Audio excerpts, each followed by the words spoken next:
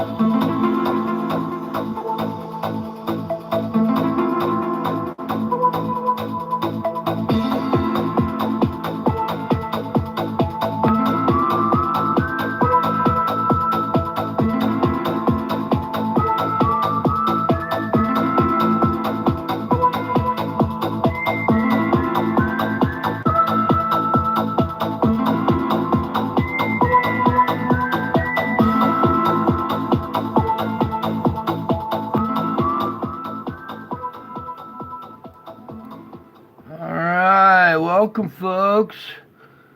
Howdy. Welcome back. So, here we are, February 24th of 2023. We've had a huge CME with an object and now a secondary since my earlier report today. What concerns me is this one right here with the object. This one I haven't even checked out yet. It is so fresh that there's still no readings except for this right now. And this looks like almost a halo CME, so I'm not sure what direction that one's going, that second one. But this one, we know what direction it's going, and it's a very concerning thing. So, as we go into this here, oh boy. Alright, let's hear and pause it right about here. Okay, as this CME erupts, what we have going on here. Alright, let me back up here. Here is this cone-shaped effect, like plasma coming out and draping around a round object. Here is our round object. This stuff is coming out and draping around it. Okay, here's our effect. And if you let me get my demonstration real quick. What I do with it? Imagine plasma streaking over this. It's this effect. See the streaks on this glass? Do you see that streak effect going on with this three-dimensional spheroid object? Okay? So there's that. And then along with it is the smaller object. Just like last time. Let's get it to a good spot right there. And we'll kill that. And then you can see our object is right here. Let me scoot the camera over just a tad bit right here. We'll even come over and zoom in on it. I'm trying to go slowly. I got so much to cover tonight. So here's our object right here. I'll just angle the camera a little better. There we go.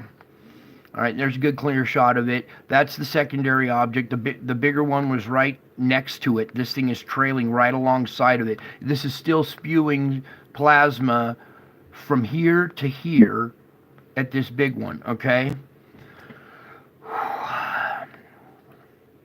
All right, this is the one that concerns me right now. Just while we're here, let's continue on to the second one. Let me zoom back out a little bit. Sorry, we got to do it this way. All right, so this is the one I was reporting on earlier tonight. That was our main concern, and just since then, we've had a secondary, what looks like a halo, half a halo CME. That one almost looks like it's going off the backside, but we'll have to, boy, I don't know. I sure hope that isn't off that sunspot that's facing us. Anyways, this is fresh. I'll still have to do more research on it because this just came up as I was going live, so I wasn't ready for that. But where am I going to? Okay, so let's back up here a little bit. This previous event, the first one, this is the one that concerns me because of the trajectory of this event, all right? As we back up, here's our bigger object right here.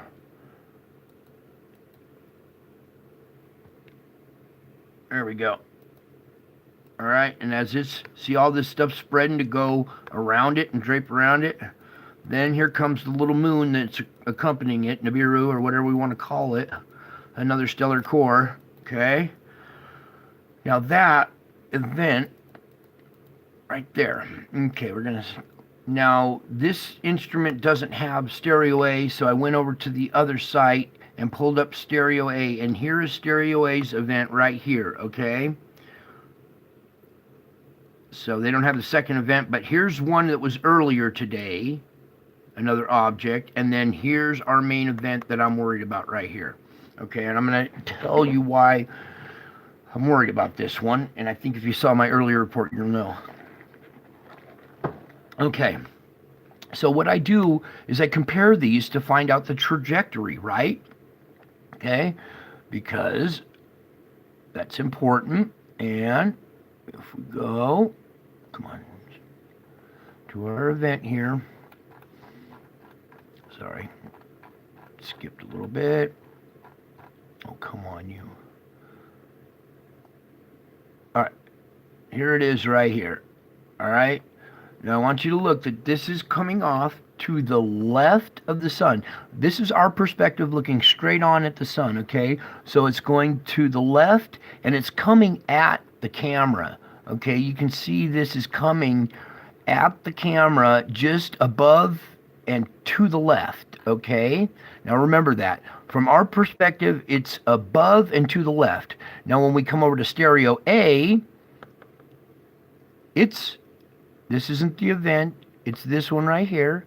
This one is to the right, okay, which helps us find the trajectory, because I was trying to calculate trajectories, and I was telling you that when we have such a small gap to work with between stereo A and the Earth, it's hard to calculate a trajectory.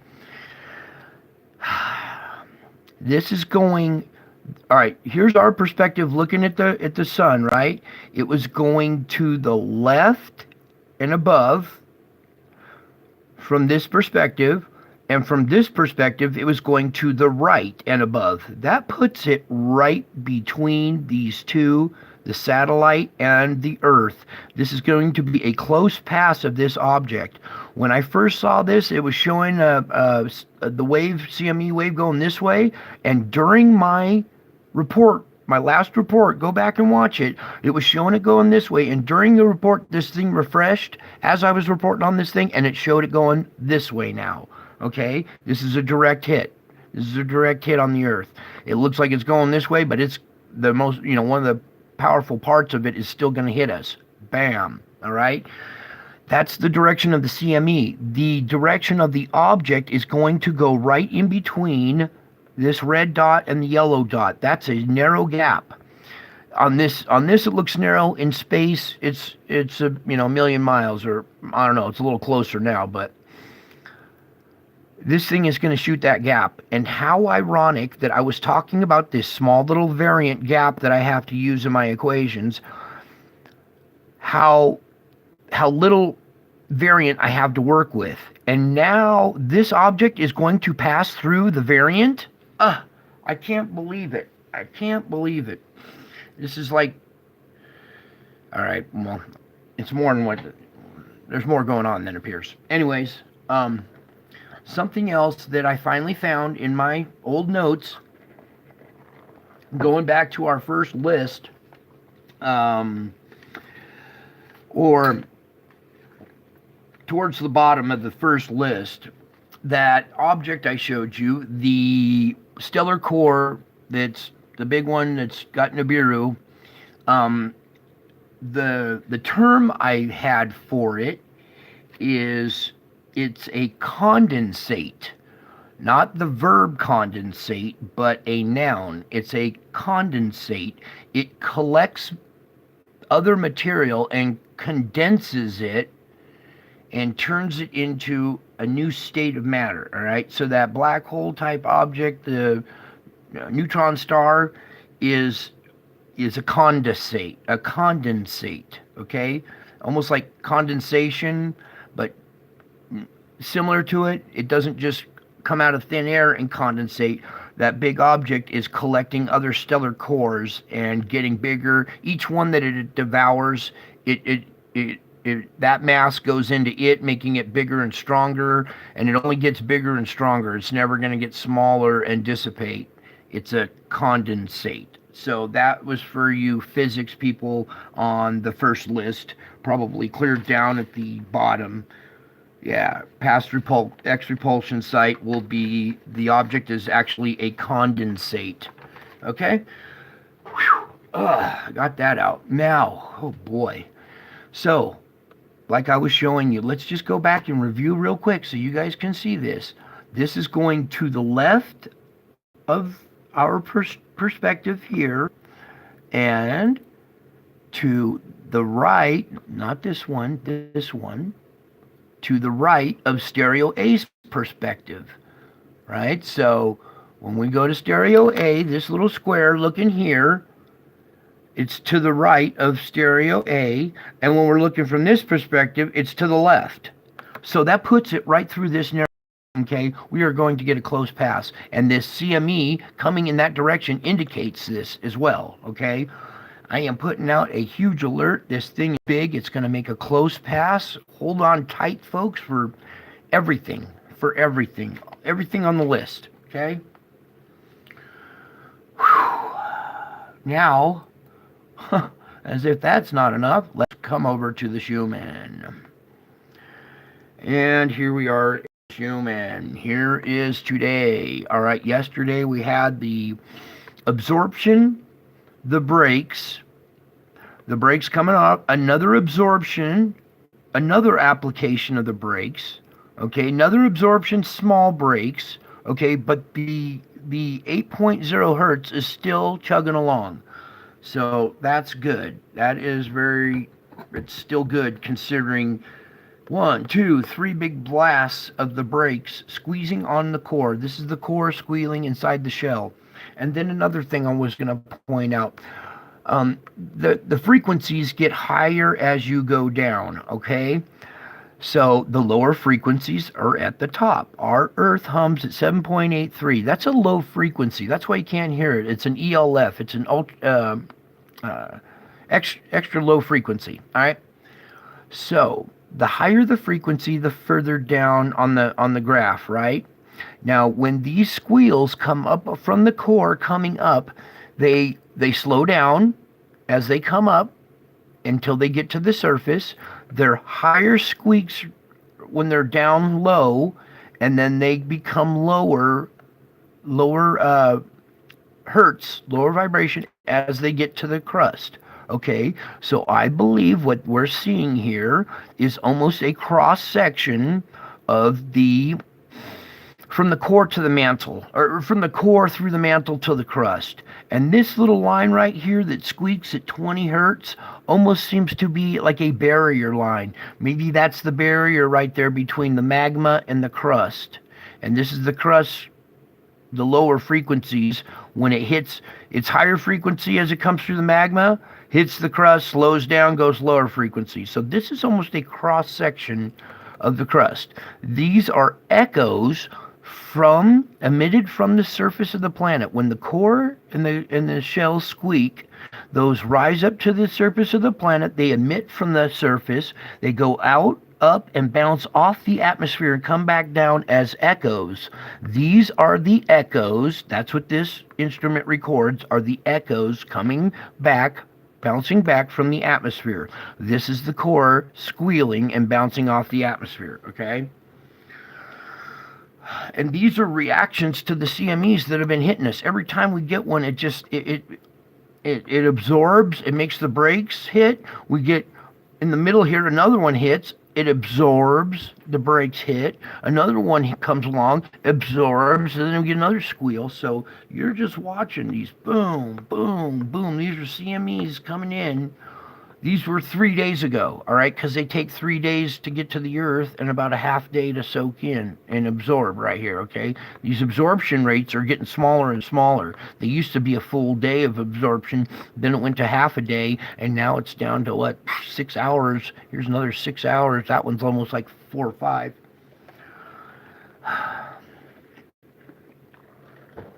All right, so the Earth has a full battery right now, and anything more is going to cause the brakes to squeeze down again, and we have more on the way, and I will definitely be expecting a big squeak on the 27th, because today was the 24th. It takes 3 days for that CME to get here, about a half a day for it to soak in, to absorb. So late on the 27th, early 28th, we're going to have another big screech, mark my words. And this time it might, if it's big enough, it might stop the mechanism, and the field might drop again. All right, so that is very important. I'm sorry I had to rush through it. I'm trying to do this as thoroughly as I can while still getting it all taken care of. All right, boom. Is that where I want to go next? Yes. All right, so we're going next over here to our sulfur dioxide. Okay, now let me pull back and spin it around to America here. All right, let's put it on America. Zoom in and get rid of the dot. Okay. Actually, this looks a little bit better. I mean, still bleeding profusely, still just all kinds of sulfur dioxide coming out of the ground. It looks like this region has let up a little bit. This is still kind of, intense, but this region looks like it has let up a little bit. Let's see. Look over here at Salt Lake City now. Before it was just this patch to the right. Now there's an emission right here at Salt Lake City, or right at the lake. We still have this anomaly going on over here off of Crescent City. This is where the Wanda Fuca comes in. So we have sulfur emissions coming from there, from the Bay Area as well. We got these little sprouts up here still going, but not many people live up there. This is north of Lake Huron right here. That's a pretty intense patch right there. Earthquake activity or something volcanic, you never know. What this is telling you is there's sulfur dioxide coming out of the ground in large quantities. It's not just, a little mouse fart. We got We got big plumes. China in big trouble here. This is not as intense as it was earlier today, but we are still seeing quite the patch here. You see the Gobi Desert has nothing. But all this area where all the populated part of China, they're getting gassed, and they don't even probably even know it. Here we are in Saudi Arabia. This little spot has picked up now.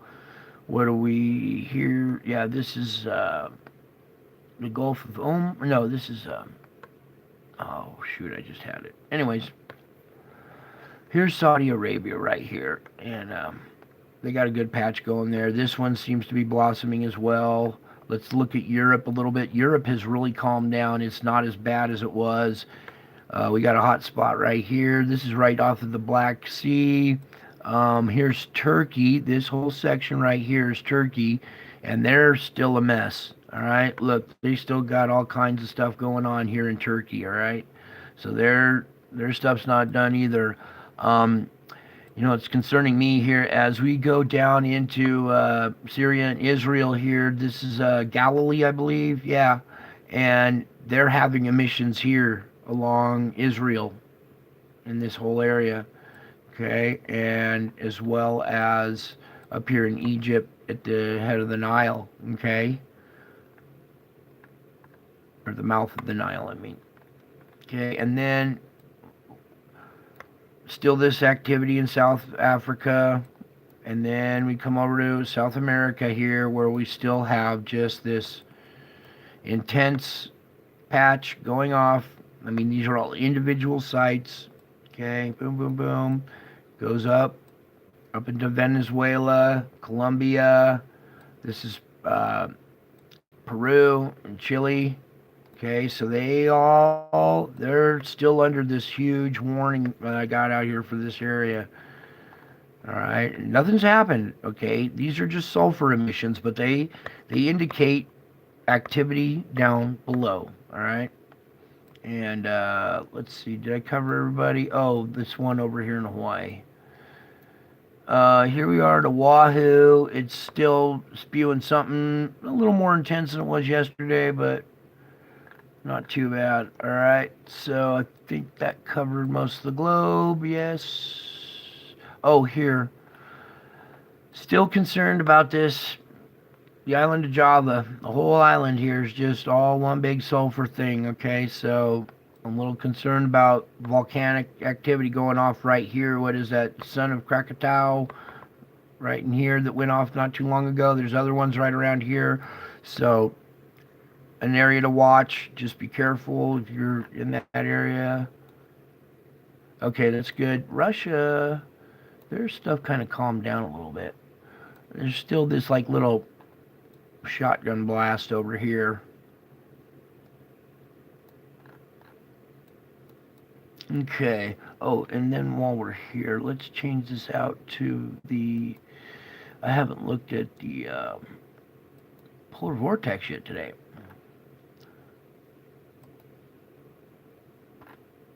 Let's get this out of the way.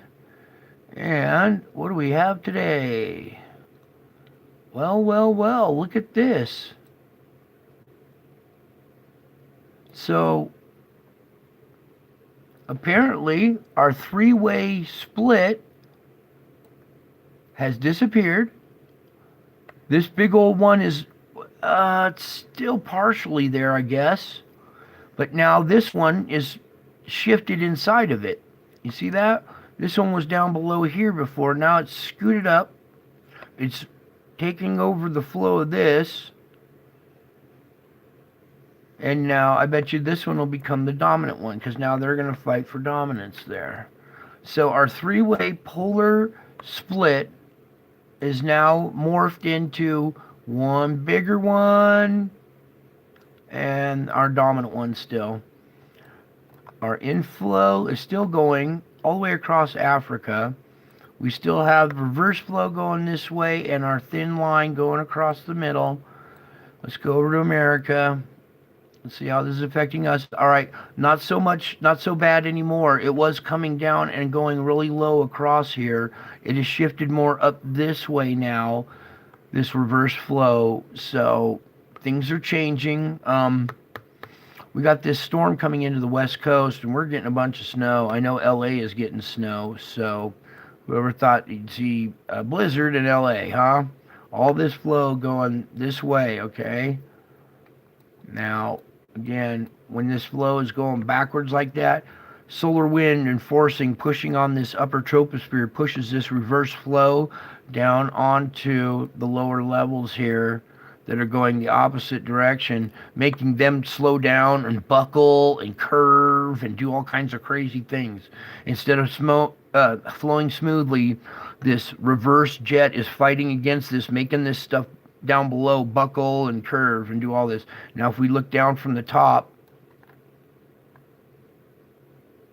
yeah, that's a big old mess.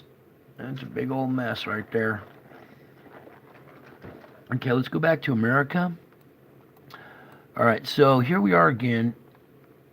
And look how it's just taking this air from Alaska out here, dipping it all the way down below Southern California, and then bringing it back up and across Texas and most of the country. All right, you see the country? See the winds? I'm telling you, these lows that are coming through and doing these uppercuts like that are bringing all sorts of tornado activity here and icing up in here. You guys are in for it for a while because this flow is just like so strong. Look how intense it is right here, right over that part of the country. Okay, this part of the country, this East Coast from like Mississippi over, is in some trouble. You guys out there, you get prepared and hold on, okay? Because that's not going to be conducive to good things. All right. Let me just look right down from the top real quick because I didn't look at this really closely. What's going on over here?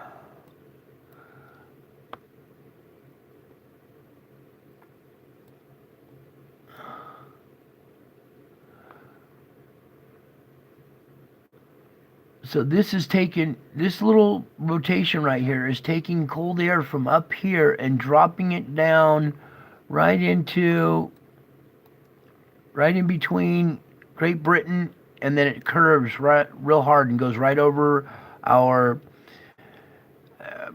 like Turkey and our battle zone and everything over there. So they're going to get some more storms coming up and over this hump. Crazy. It's just the wildest stuff.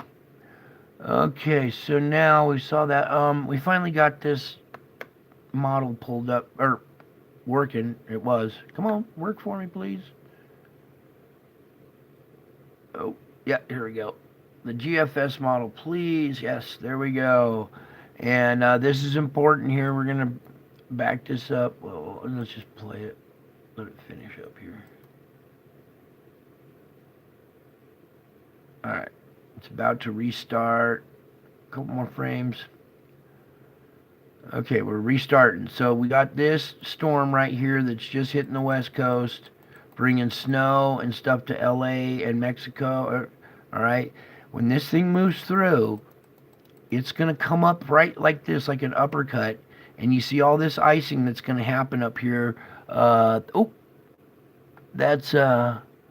the Great Lakes area, Michigan, Wisconsin, okay? And then, whoops, it moves this way. You're going to have some icing in Pennsylvania, possibly, and snow throughout New York and up through Maine. Then we got another storm that has come in here. Where'd it go? It's coming right here. This one right here is going to bring some tornado outbreaks and stuff, I believe, right in here. This is an ugly-looking low. And a little bit of icing there. This model has changed a little bit for the better, actually, since the last time we looked at it. So that's good. Here's another event right here. Okay, see this low coming in? It's gonna create some more icing right in there. More snow up through North Dakota, Minnesota. As if you guys haven't had enough, there's more.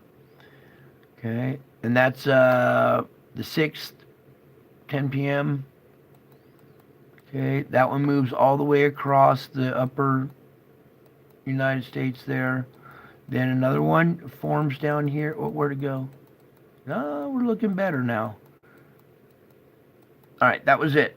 That was it. We got a few more storms coming into the West Coast, but this model run looked a lot better than it did last night. So, okay, let me move on to, what was this one? Nope, nope, nope. Yeah, the latest earthquakes.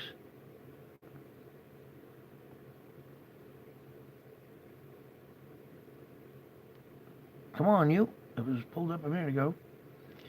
And the one I was wanted to peek at was right here at the Juan de Fuca. Come on. It was a 2.5. That's not too big, but the depth was 14. So right there we had that little patch of sulfur dioxide. We had a small quake here on the Juan de Fuca. Nothing too big. Ooh, this is new. That's out on the Kamchatka Peninsula. And it's a 5.0. All right. Let's go back over to Turkey, to this area real quick, because now we're having these earthquakes. We're moving kind of south here towards, towards Lebanon and Syria and stuff down through this area. We still have a couple of little patchy ones, but that's about it. Okay, good on the earthquake report. We do this one. Oh, this was Mike from around the world. You should go over and listen to his report tonight. It very eye-opening one. Okay. Now I think I covered everything. Oh wait. Oh, I forgot to pull up Jen's stuff. If Jen is here, I'm sorry, Jen. I was gonna pull up your stuff too here.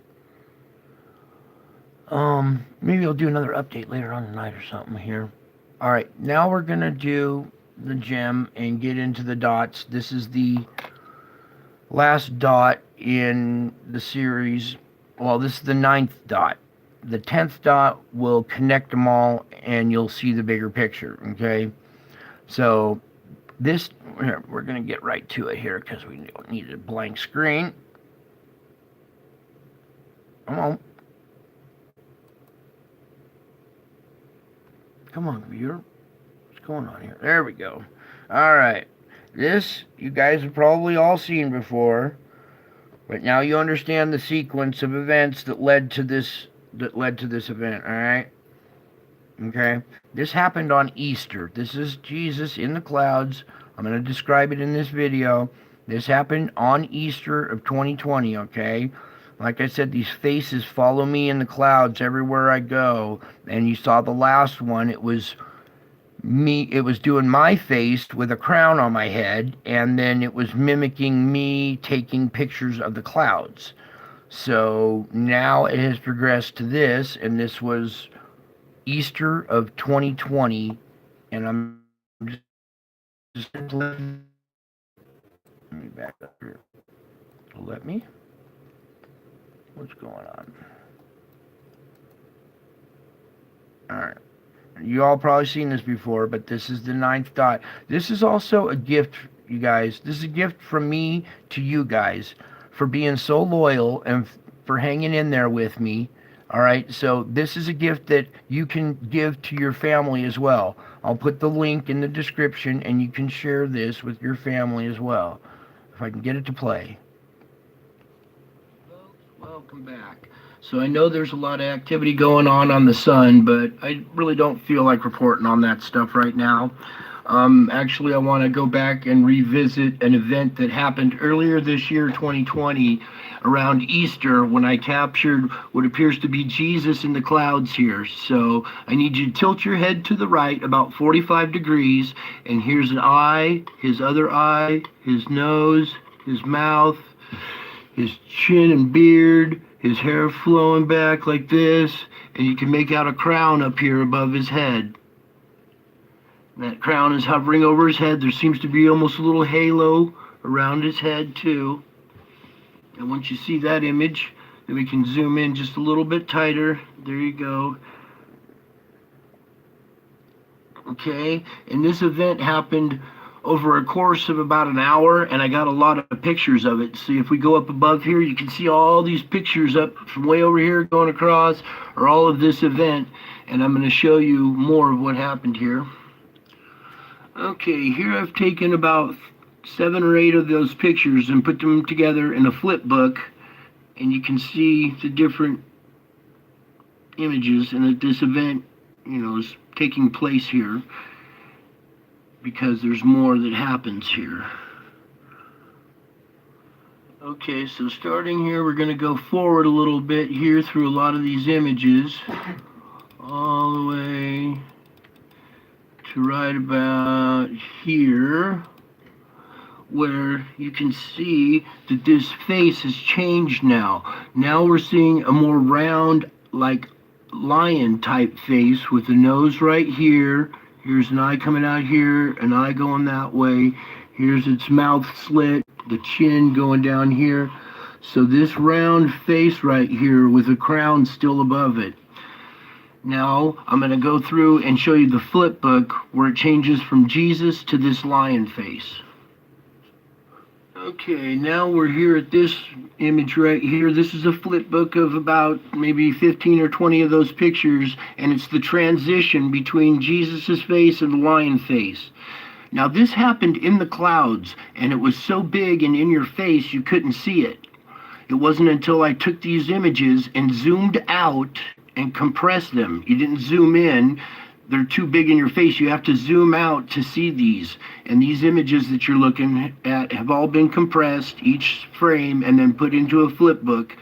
And you can clearly see Jesus' face here with his crown hovering over his head, turning into that weird little lion face or whatever right there. Okay? And this happened back around Easter of 2020. On Easter. With Christmas right around the corner. Okay, I just wanted to bring some hope to you folks. And so this series of images is meant to bring hope. All right, you guys? Let me go back to this original frame right there. All right? And this is a gift for you guys. You guys can share this with your friends, your families, your loved ones. Let them know. This is going on. This activity happened 3 years ago in 2020, okay? So we're close. And when I see this in the sky, I take that as he's here. He's here already. He's not coming. He's already here. Do you see him? He's already here. All right? So I think that's about it for tonight. I want to make another warning for the 27th. That's 3 days from now when that CME is due to hit Earth. And let's just go back real quick and look one more time at the spiral and what they're saying. Boom, direct hit. It's due to pass in between stereo A and the Earth, okay? In this small little gap, that big object's going to go right over us, a close pass, okay? Both of those objects and whatever is trailing along with them. Do you see this little yellow square? It represents this satellite Bepi. It's actually on the trajectory kind of this object. All right? It's going to go right through that gap. All right, you guys? So I think that's it for tonight. Just wanted to give you the 9th dot. You've seen the progression, how all this stuff has been happening to me, and it has led up to this and more. But this is the 9th dot, and tomorrow night we will review all the dots, go over them and explain them and what they mean, and then we'll do the 10th dot that connects all the dots, and you will see the hidden picture, the bigger picture that you get when you connect the dots, okay? So no cheating, no trying to skip the dots or whatever. You got to watch each one of them because they all line up in a row pointing at something, okay? So tomorrow night we connect the dots. So you all make plans for around tomorrow night around 10 o'clock or so. I'll be back with another solar report, and then we'll connect the dots, okay? And you guys are going to be blown away. And thank you all for coming. Let me see real quick. Were there any questions, you guys? I saw Jen Miller here. I want to thank her for her time and dedication. And I swear I'm going to use your stuff in here. I just forgot to pull it up. It's my bad. But she's been sending me some valuable information that I'll show you guys. So one of your teammates here in the chat room has been doing a good job and contributing, and I want to give her props. And Jen Miller has been doing a good job and sending me stuff, and I will show you all the great stuff that she has sent me. And she's a good little asset there. So thank you very much, Jen, and bless you, darling. You're doing a great job. And you guys, all you guys are other, comments in the comments section are doing a great job too. Okay, so like I said, you guys got your list. You know what side effects to look for. Okay, there's a 3-day warning that object is coming, gonna make a close pass. I'm expecting earthquakes, volcanoes, the crazy weather to intensify. It's not as if it's not crazy already. It will intensify when that thing passes, okay? It's going to be a close pass. You saw the trajectories I showed you earlier. It's to the left of our perspective and to the right of stereo A. That is a small little gap right here. That's only like 20 degrees between these two. All right, that's a very small, that means it's going real close to us this time. And you can see the CME that it just thrust off of there is going to be coming along with it. Okay, so the 27th, when we get impact right here, everybody, you got 3 days to get ready, embrace for another CME that could possibly stop the core again, maybe. Who knows? We will see when we get there. But for tonight, bless all you guys. Really, truly bless you. Okay? I love all of you. I miss all of you. And until my next video, bye.